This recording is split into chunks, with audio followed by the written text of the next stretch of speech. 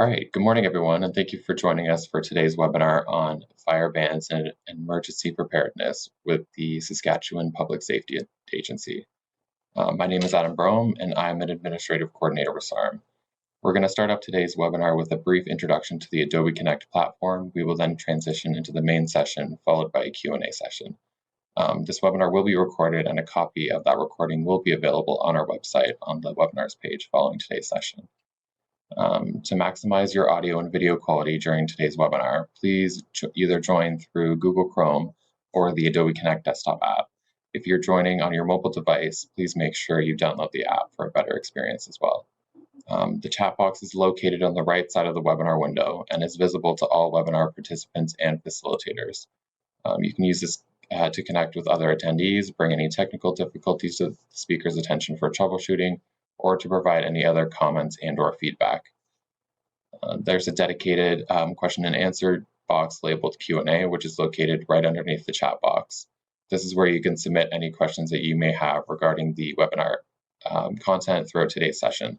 Please do not submit any questions through the chat box. We will, if we do run out of time, before your question is asked during the Q&A session, our presenters will follow up with you directly offline following the webinar.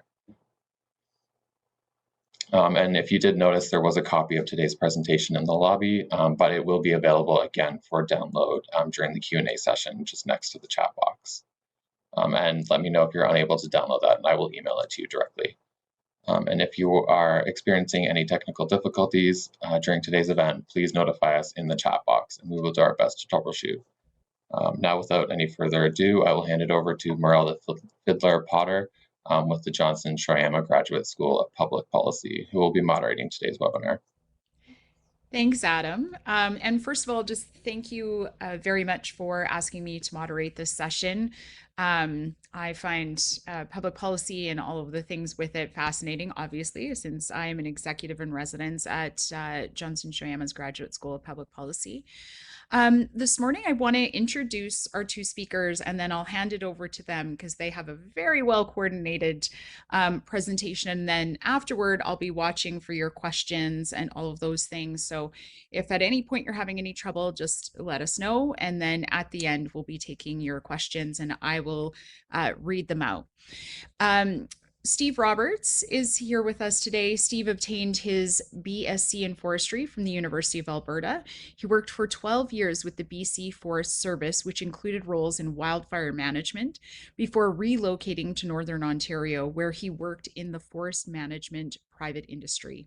In 2004, Steve moved to Saskatchewan to oversee the wildfire management program as the executive director, including the development of the Wildfire Act.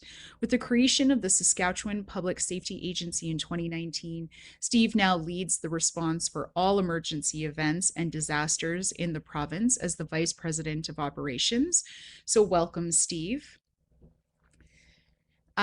Also joining us this morning is Jason Rumancik. Jason is the Manager of Strategic Policy with the Saskatchewan Public Safety Agency. During his 13 years with the provincial government, the majority of his work has been in advancing public safety and emergency management policies. So again, thank you both for joining us, and I will turn it over to Steve.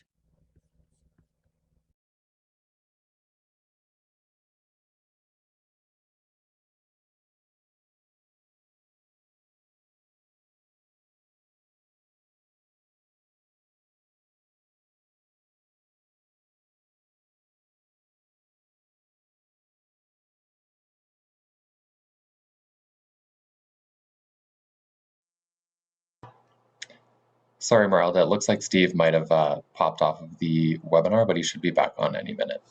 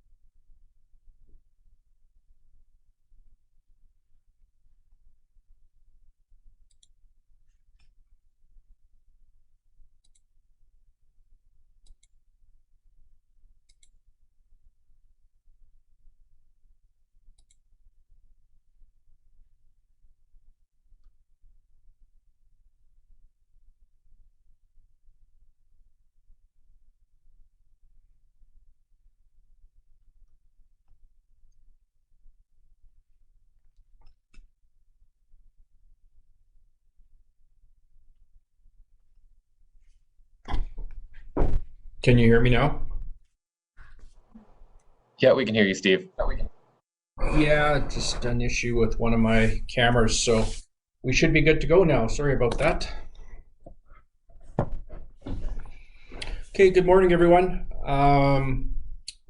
Welcome, and my regrets. Our president, Marlo Pritchard, was looking forward to doing this. He is currently engaged in COVID response for the province and has asked me to lead you through today's presentation.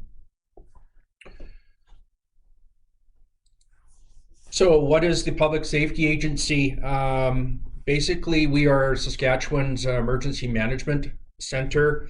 We are now responsible since 2017 for all wildfire management, all emergency management fire safety activities by the Provincial Fire Commissioner's Office, and all of the activities related to emergency 911 operations that are controlled by the province. We are a Treasury Board Crown, which gives us some latitudes outside of executive government to manage these resources on behalf of the province. We are within the Ministry of Corrections, Policing and Public Safety under Minister Honorable Christine Tell. And we are managed independently by a Board of Governors, which relate to the key agencies within the province of Saskatchewan. Our primary mandate is to provide for or support public safety services for the people, municipalities, Indigenous people, and other public safety providers all across the province of Saskatchewan. And in events such as we're currently undergoing today, as we also have the mandate to assist our other partners, such as British Columbia, if they have critical events that need our attention as well.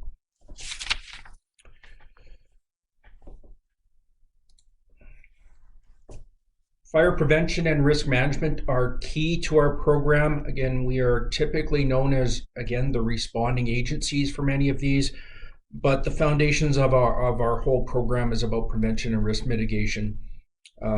We work with municipalities, first responders. Our entire mandate focuses on the fact that emergency response, prevention mitigation is a shared responsibility by all levels of government and the citizens of the province. We focus a fair bit of our efforts on tasks which we refer to as risk mitigation, and those risks could be risks from floods, wildfires, power outages, weather, anything that will affect the operations, the day-to-day life of the citizens of the province. Collectively and together, we can reduce the risk to your communities. And the list of things that could do that, for instance, air filtration units that can help when there's heavy wildfire smoke, additional weather stations that can give better information related to weather conditions, fire conditions, and potentially drought conditions in the southern parts of the province, and even mechanisms that identify who is doing burning on farmland or within RMs and where burn permits are, which is the lead for our conversation today. For those that are unfamiliar, these are primarily used in the north. The province of Saskatchewan owns a portable cache of air filtration units that can basically manage the air quality in large venues such as arenas or community centers. Currently, we're in the process of installing 30 of those in high-risk northern communities, which are the biggest threat from wildfire smoke. And we are working on obtaining another 30 units.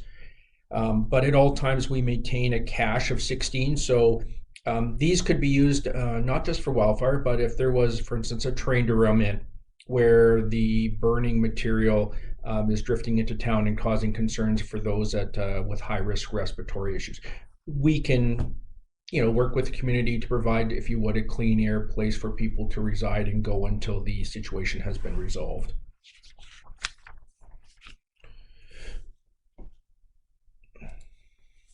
One of the things that we have started now is we have a numerous number of weather stations all across the province.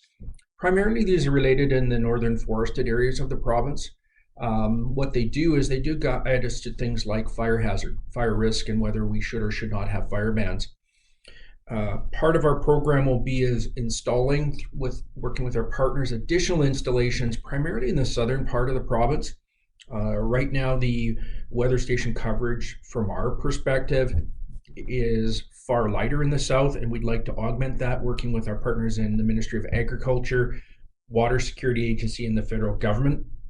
That will also be something that will ultimately provide better fire hazard data, which will then make it easier for municipalities to make a determination on whether they would or would not require a fire ban in their local area.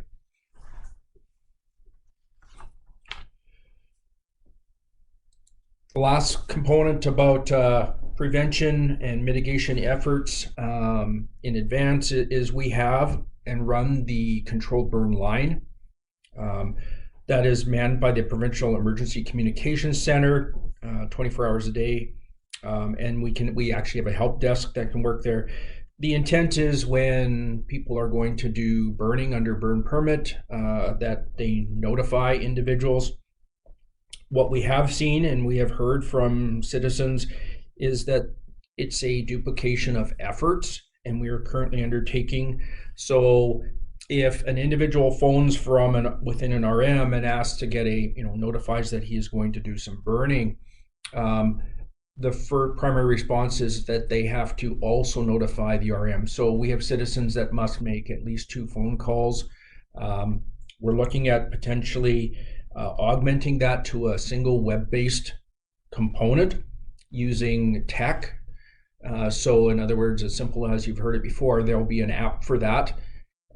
We will have the ability for a individual user to basically go onto the website using their handheld device, iPhone, phone, computer, or phone it in, and identify.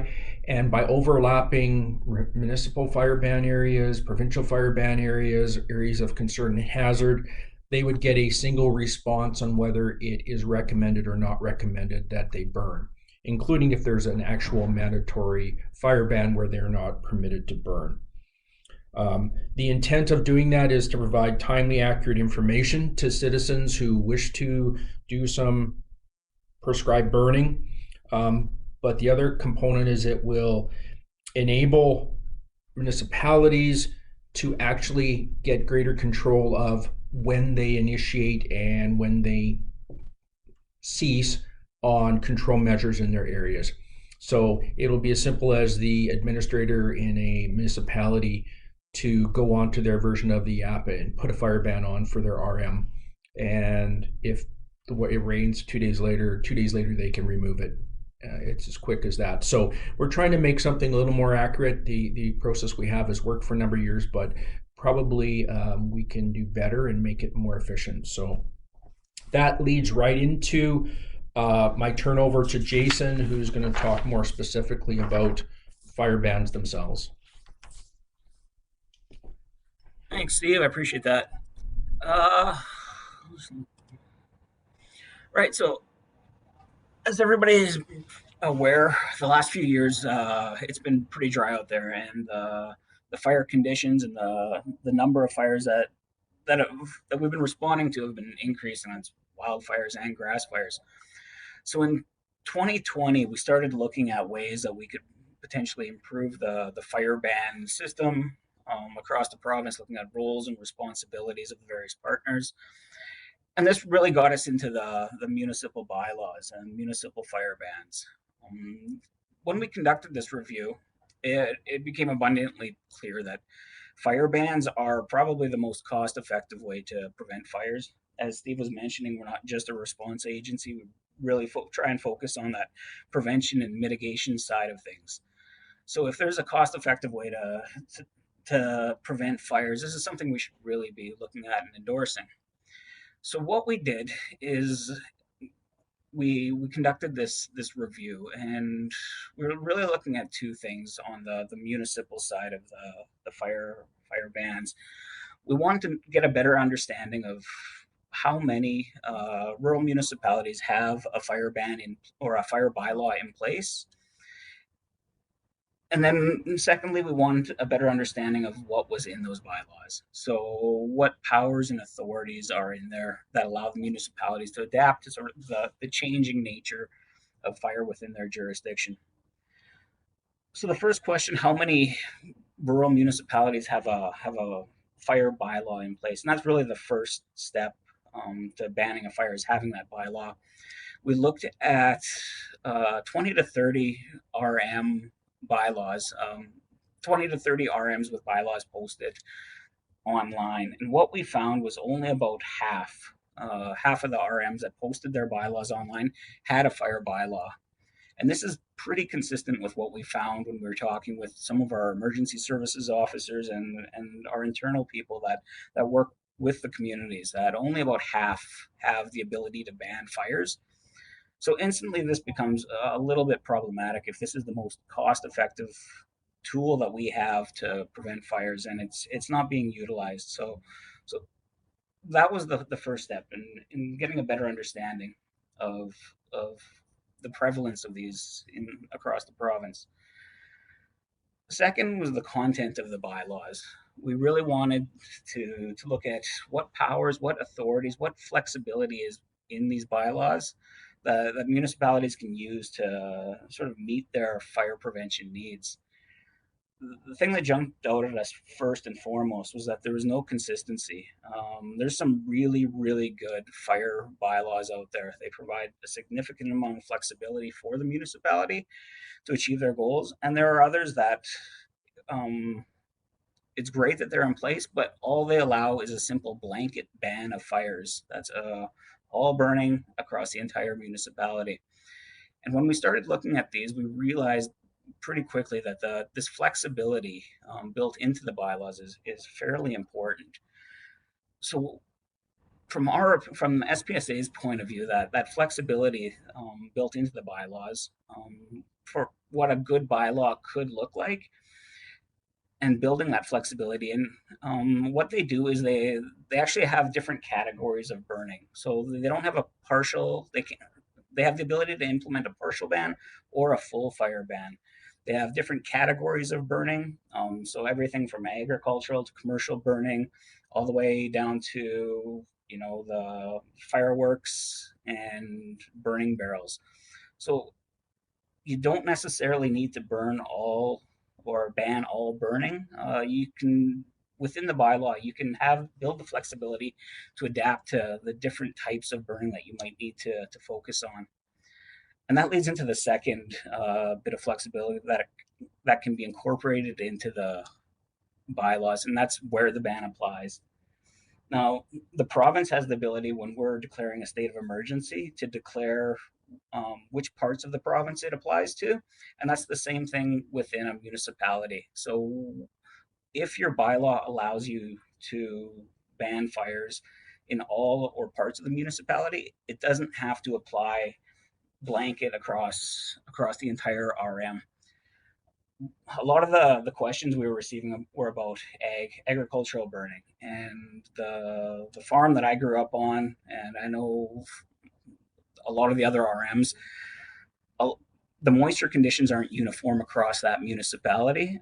One part of the municipality could be very wet and the other part very dry. So banning sort of the agricultural burning and the field burning, stubble burning, uniformly might not be needed. But if you have the ability to, within your bylaw, to ban burning in certain parts of the municipality, you can adapt to the changing moisture and fire conditions. So it doesn't have to be applied uniformly. Another piece of a good bylaw that we found was some of them have a burn permit system. This is just essentially prevents any burning unless you have a permit. Administratively, this is probably more onerous and more difficult, but it's another thing to look at if you really want to get a really consistent and effective fire bylaw. And then the final piece is the enforcement. We had some questions about how to enforce a fire ban when it's in place. The Municipalities Act gives considerable authority to what can go into some of these bylaws, and most of the enforcement questions can be addressed by they can be addressed by the provisions within that bylaw. So you can have cost recovery provisions or fines. So if somebody's violating that fire ban, you can fine them. You can also include provisions that clearly stipulate that if there's a fire ban in place and the fire gets out of control and the municipality has to come in and assist, those costs are recoverable by the municipality and potentially could be added to property taxes. So the real takeaway is that there's a lot of flexibility that can be built into those bylaws to achieve various ends. And looking at those and reviewing them, keeping current is one of the things that we recommend. So we've done this presentation a few times, and some of the concerns we've heard from the presentations and outside of them are the potential insurance issues when fire bans are implemented. So if a municipality implements a fire ban and one of the agricultural operations decides to burn and the fire gets out of control and it causes some damage, there's some questions about whether their insurance still applies. One, we don't have a solid answer to that. It really depends on the individual insurance provider. So that's the first place that people would have to look, is seeing what's in their individual policy. Second, we're not really sure if that should be a consideration. It really comes down to the municipality making that decision, whether those, like, what are the costs of not implementing a fire ban? We don't see that as a really good argument that we shouldn't implement a ban because it might have insurance implications for those that violate the ban. Second question we get a lot is on the enforcement and collections of fines. I touched on that briefly when it comes to the fire bylaw. A lot of those enforcement issues and the collection of fines can be resolved by adding that to the fire bylaw. The third issue that we've heard a lot was the internet connectivity. So Steve was mentioning that we're investing in tools, a lot of tools to assist municipalities, to assist RMs in determining when and where to implement a fire ban. The problem is a lot of these are online, and we know that there's connectivity issues across the province. So if you can't get online, how do you check to see if there's a ban in place? How do you implement the ban? I wish there was a better solution, but there's not much we can do at this time when it comes to connectivity. It's getting better, but it really is outside of our purview. So that really leads into the fire ban responsibilities. So I've spoken mostly about the municipal bans and municipal bylaws. So from the provincial side, the provincial responsibility, we can ban in provincial forest and parks, vacant crown land, and within 4.5 kilometers of the boundary of any provincial forest. We can also ban in every RM. However, we don't do this. This is a policy decision. Moisture conditions, as we've mentioned, are highly variable, and we just don't have the capacity to monitor this completely across the province. This is the rural municipal responsibility. As Steve was mentioning, we're investing in weather stations and a number of other tools to simplify the risk assessment process and make it provide detailed information at the municipal level so that those decisions can be made locally. We have a spatial fire weather management system and a fire weather index rating that all get fed into from these weather stations to really inform local decision making. So finally, when it comes to what we're recommending, we are recommending that every RM have a current fire bylaw in place. If you haven't reviewed yours in a while, this is a great time to do that. If you don't have one in place, there's no better time to start than now. What we've done to assist this process, when we looked at the 15 or 20 RM bylaws that we thought were pretty good, we picked and chose which pieces we thought would make a really good, effective fire bylaw. And we've drafted two of them.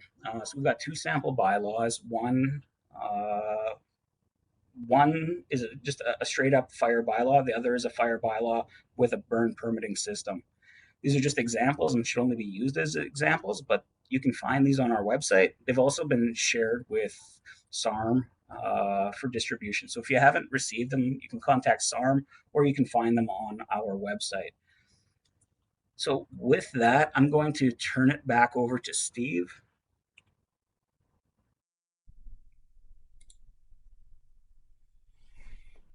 Thanks, Jason. So taking what Jason has just discussed with the group, fire bans integrate very well with the entire concept of emergency planning. It really comes to thinking about what could impact your community, your RM. Again, what are the risks to your community? Do you have a rail line, as you see in this picture, where derailment could be a viable issue for you at some point in time? Are you near a river system or a lake system that is regulated by water structures, dams? So is that something that needs to be addressed? We have a template at the Public Safety Agency. You can find it on our website on what an emergency plan should look like. And we are quite willing to work with community or community reps to give them advice and help them work through some of those, help them understand their risks. Having an effective emergency plan is the first step. Again, it tells you what your community is able to do. It also tells you when your community is going to have to reach out to your neighbors through mutual aid or to the government for assistance. In the time of an emergency, they tend to be an event where having everything in place ahead of time is one of the first and probably best steps to ensure that the impacts of that to your community are minimized. In the event that you do need resources beyond just advice, ahead of time is we are available. So in the event that you have a disaster, an incident, we have staff who can come and work with your emergency operations center and your fire department on assisting you during the event. We also have, as you see by this photo, a wealth of activities and programs that consist that maybe you don't have that capacity. So maybe a water rescue, maybe a derailment that involves some foaming fire suppressant requirements that you don't have in your local fire department. Some heavy duty tools and support, even a command trailer for managing temporary communications. So we do have the ability to assist you with your response. We in all cases would prefer to work with you, again, to avoid just the confusion that can happen during an emergency. So having a plan that indicates when you would call for assistance enables us to know exactly what you need from us and to integrate in a very timely manner when those events occur. Using data and past experience, lots of folks from corner to corner in this province, your risks and what you've done to deal with those and how you will deal with those in the future are your own. They're unique to you. Again, as we talked about, if you don't have a rail line, your need to have a complex, robust plan about what to do with a derailment is probably not high focus for you. But anyone who has a highway going through may say the same type of incidents from tractor trailer, heavy duty accident with fuel being hauled through there by truck instead of train. Are you on a floodplain? Are you in the provincial forest where wildfires are a consideration? Welcome, we're all in Saskatchewan. Without a doubt, every one of us faces the risk of a weather event, whether that's a drought, whether that's a winter storm, whether that's a wind event like a tornado plow wind. So putting those in place, tailored to your community is the best. These allow you to tailor your efforts to your biggest risk. So we have programs, for instance, if you're in the northern forest, we have programs that can work on removing your risk and reducing your risks to forest fires entering your community. doesn't stop forest fires, but it allows, for instance, fuel guards and brakes and dual access, which are key. So if that's your biggest risk, then any efforts your community may make should be probably tailored to that largest risk. So it's not a one-size-fits-all plan. And as much as we've said is we'd like to work with you to help you make those plans community focused and make them understood by yours in your community, so that the most likely event to happen will be the most likely event that will have a successful response. Lastly, Jason mentioned it as well, we have a public safety website. Oops, I jumped one there. And on it, we have those templates we mentioned. We have the templates for emergency plans. We have a list of who our key contacts are. If you're talking about fire bans, that's where you also get your fire weather information, whether there's a provincial fire ban. This is where we would like to display, if you would, the fire ban information from all our weather stations. So if your RM puts on a fire ban and enters it into your app in the main office, somebody who looks at this site on the other end of your RM will see that you've now implemented a fire ban or removed one. The other issue is it may allow you during other events to share that. We also manage things like the Sask Alert program. So we manage intrusive alerts to folks who come on their app phone that there's an emergency in their area. We will also capture that information and place it on this website. So when someone sees it or hears that something happened in their community through a Sask Alert on their phone, they can go to the website and get a much more detailed summary of what is actually going on and what they need to do. Do they need to leave? Do they need to be prepared to leave? We have a 1-800 number that can be phoned as well. You can, our contacts. So if you need assistance to plan, you need assistance to respond, go to the website. You'll find the tools you need and the resources to assist you through any event or preparing for an event.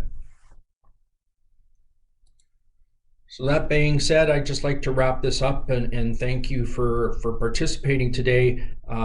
We fully believe as an agency that we can work together to protect each other, and when our systems are better aligned, better understood, we end up with a better result, which ultimately means a safer community.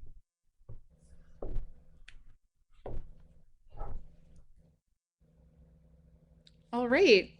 Thank you, Steve and Jason. I know there's already a couple of questions online, so I think I'll start with those, and then as people sort of feed questions in, we can talk about some of the other things. But the first one is, if you couldn't get on the internet, could you still call a ban in?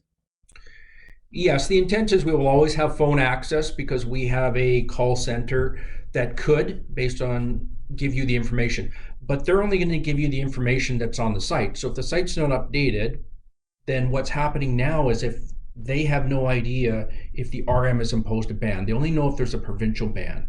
So by integrating those two, that call operator who answers your phone call will say, there's a municipal fire ban in your area, or there's a provincial ban, or there could be both.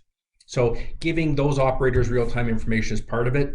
But for those that, again, now want everything in their hand, their GPS on their phone will tell them, they will pull it up, they will see if they're in a fire ban area and won't have to make the 2 phone calls. And this, of course, would be similar to other things that the Saskatchewan government already has, such as Highways Hotline, right? Where we can see the information and we don't have to wait to get through sort of to a live operator that would only be staffed for certain times. There's another question here that says, numerous times you've mentioned the use of a permit system for burning. We were told that we should use a notification system, as a permit can come with many potential liability concerns, placing the liability back on the RM. So I'll start and Jason can probably add. Again, they're just 2 different tools to approach this problem. Permit is probably the most regulatory, they're most detailed, they might have very specific conditions.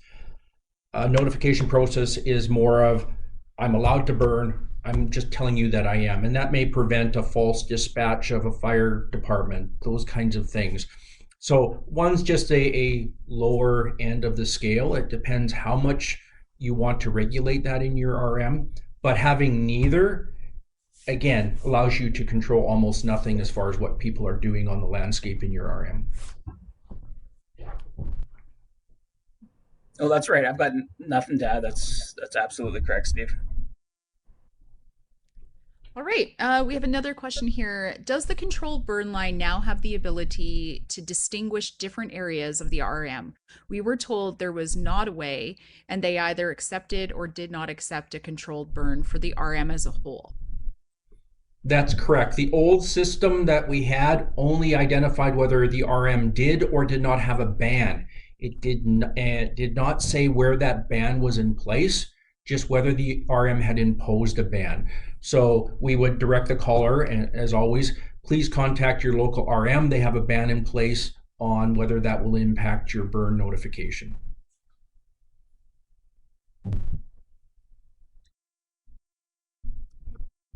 What are your feelings of allowing RMs to implement fire bans in provincial forest that they are within the boundaries of? I think that's what that means. So the Wildfire Act only allows the president or the vice president of operations to impose a fire ban on Crown lands. That includes parks. However, under your bylaws, there can be what are burning restrictions. For instance, parks do that all the time. So if you have a regional park that's Crown land, you can work with them to say, listen, we just have some burning restrictions. They're not a fire ban. But again, it may better align some of those things with your opportunities. But it is not a legal opportunity for RMs to regulate Crown land. One of the areas you guys touched on had to do with bylaws and having a bylaw in place. If a community or an RM is looking at setting up a bylaw, what kind of supports are there for them? So the one that we have, as we had mentioned, the templates that we've built. We don't really. This is really outside of our main lines of business. But we thought that if we're reviewing the bylaws, we should at least put together what we think is a solid template for it. So as we've mentioned, on our website, there's 2 templates that can be used as a starting point to start building it. The responsibility is always with the municipality, and we always highly recommend that you get your legal team and your counsel to review it afterwards.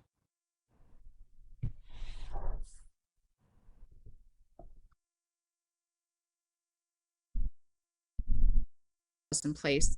Have you had any feedback from them about how effective it's been?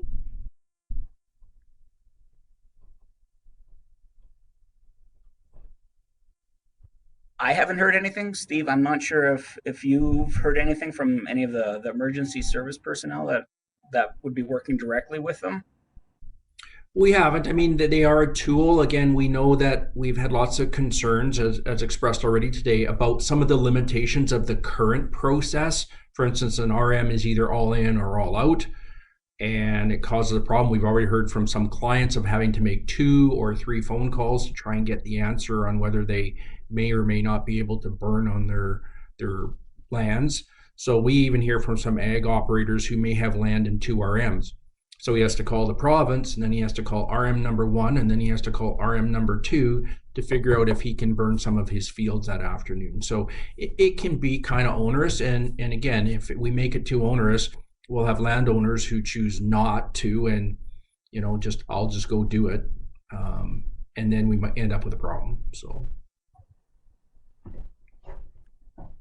Can you explain what they look like, the standard conditions for starting and or lifting fire bans? So the process for a fire ban, again, it's primarily, to be honest, weather dominated and your fuel type. So the hotter and the drier it is, and the higher winds are, all of those factors will combine to increase your fire risk. Then we add that to basically what's the condition of the fuel, whether that's grass, trees, forests. So in early spring, the ground's wet. We might have some stubble left over.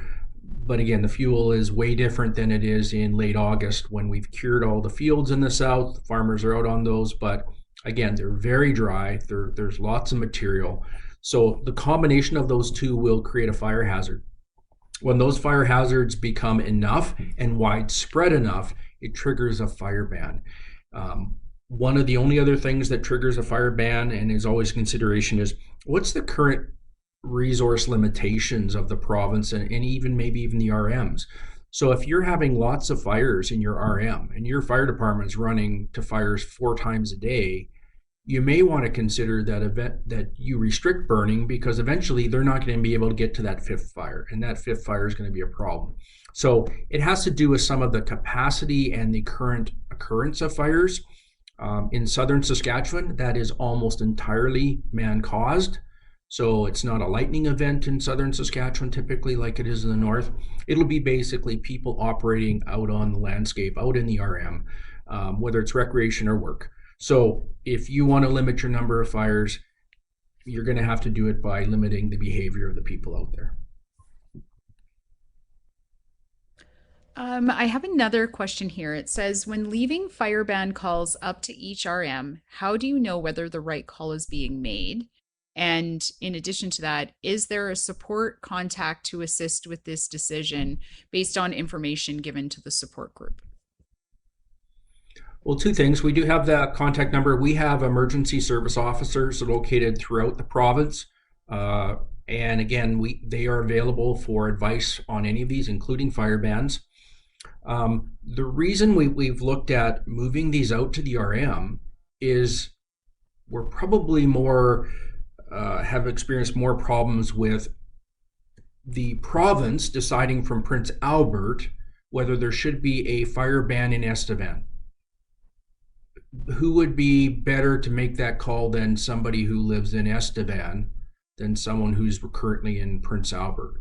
So it's to get really good knowledge to the local level, assess that with what's really going on in that RM, in that area, to trigger whether there should or shouldn't be any burning. It's kind of putting local knowledge to play, but giving them good, sound rationale to make that decision.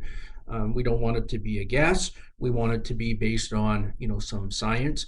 And by doing that, we'll also see through this report is that if an RM puts in a fire ban, they make a decision, you also can see that your fellow areas or your neighboring RMs may have also put one on. And then you start to see where there's some synergies going on, that people are thinking that this is a widespread problem, or it may just be a trigger. You haven't really thought about it, you were busy doing something else, and you look and all your other RMs all around you put on a fire ban. Maybe it's the trigger that says, wait a minute, I should be having a fire ban because I'm experiencing the exact same weather conditions and the same hazard conditions.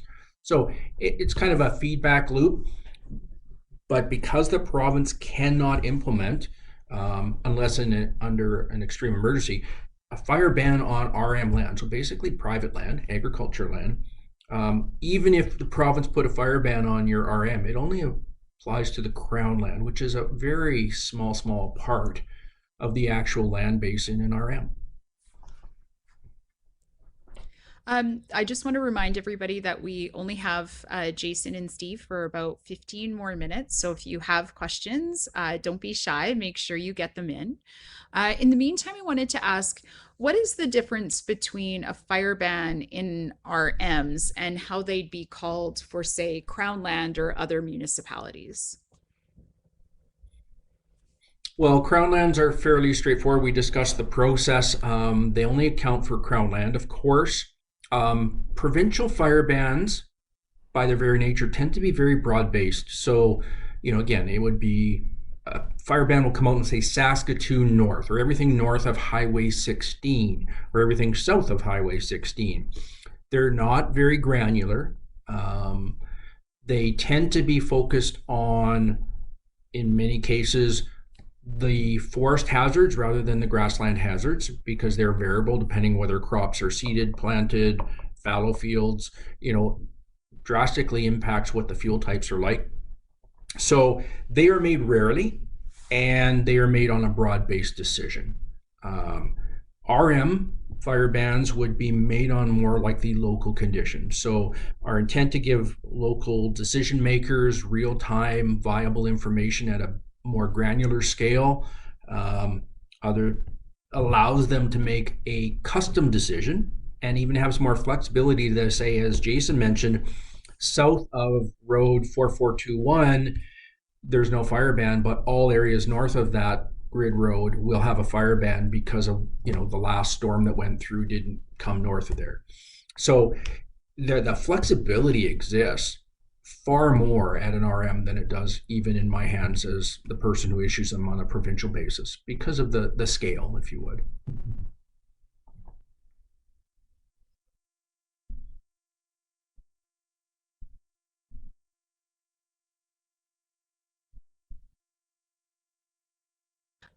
And if there's any sort of help from your organization or the ministry for them to do this this work.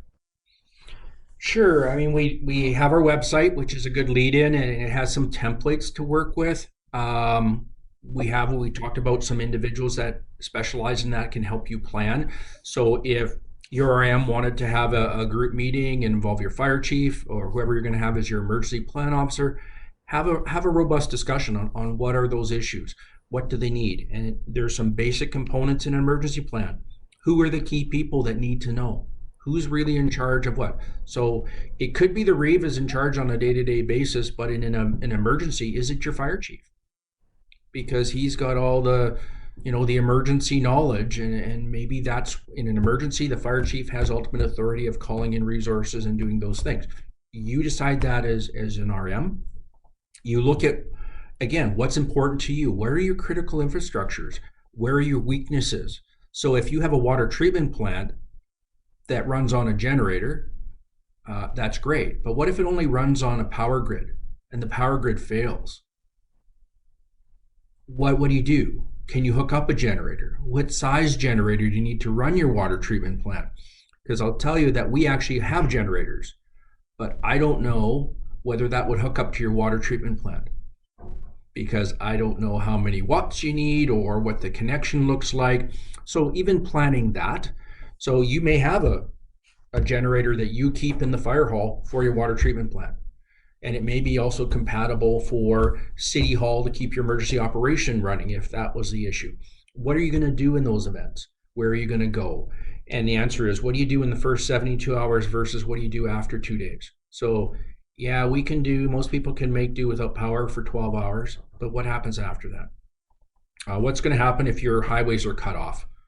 So your community might not be directly impacted, but no one can come and go. So what are you keenly relying on outside of your community to support you that will no longer be arriving? So those kinds of questions that are unique to you are the conversations that need to be had.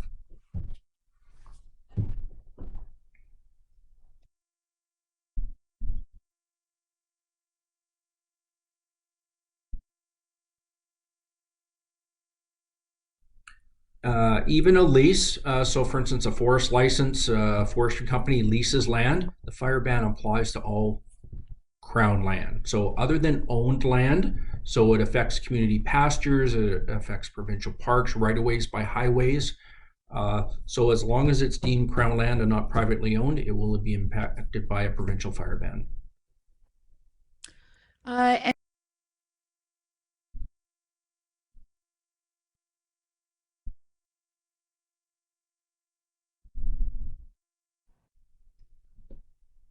Don't know exactly where they are. We could probably send a link out afterwards.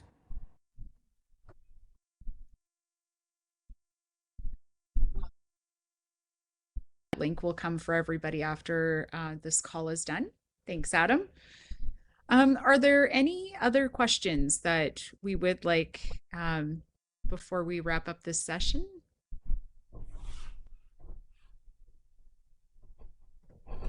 I think just finally, the last backup question we had was just, where is it here? Sorry, I'm flipping between screens. Can you explain how to access the fire service portal and map? Just review that for us. Okay, so on our website, there is a issue under the tabs at the top that talk about emergency responses and events. And if you look under wildfire under that tab, there's one that talks about hazards today and hazards tomorrow. And that's where you find your fire hazard and we always give you today and we also give you the next day. So for people being able to plan a day ahead of what they may want to do, in other words, and typically when a band comes on, it tends to be interactive, but the hazards will kind of let you know things are getting tight, and you may look at that and say, I would consider that I might have to be prepared to have maybe a campfire ban or a fire ban when I get up to my cabin by Friday because I'm seeing all this hazard. I'll just be prepared. Doesn't have to be one, but you won't want to be in your cabin or out at your campsite and find out you can't have a campfire. You've brought nothing else with you. So it gives people a little bit of chance to plan ahead on both their work activities and even their recreational activities.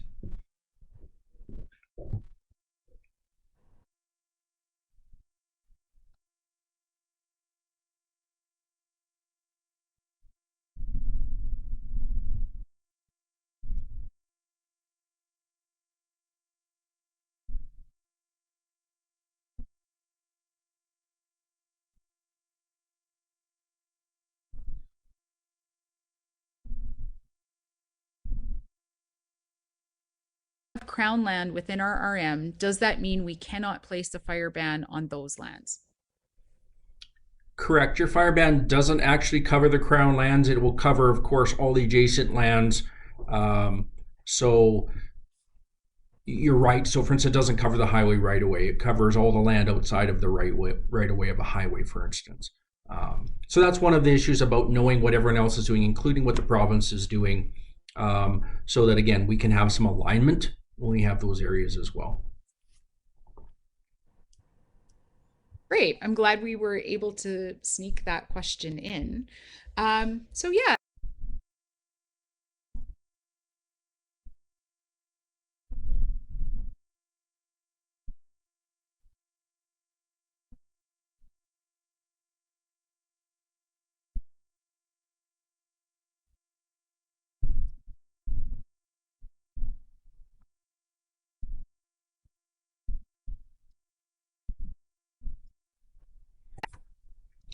Thank you.